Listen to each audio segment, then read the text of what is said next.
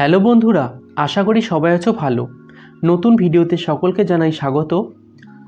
আজকের ভিডিওতে আমি তোমাদের মাছের মেনটেনেন্স সম্পর্কে কিছু কথা বলবো। তো ভিডিওটি শেষ পর্যন্ত থাকো, তোমরাও কিন্তু অনেক কিছু শিখতে পারবে।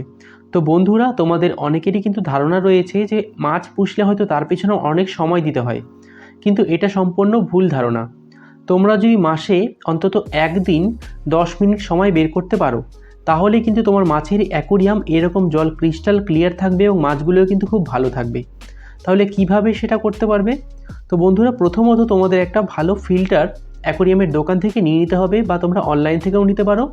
এবং সেই ফিল্টারটাকে তোমাদের মাসে একবার কিন্তু পরিষ্কার করে নিতে হবে। এতে খুব বেশি হলে তোমাদের 10 থেকে 15 মিনিট সময় লাগতে পারে।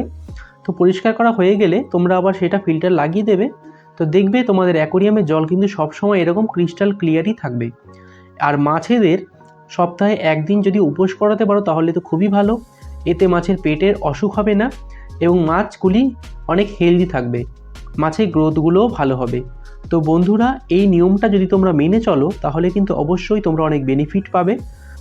আজকের ভিডিও এই পর্যন্তই, দেখা হবে আবার নতুন কোনো ভিডিও নিয়ে।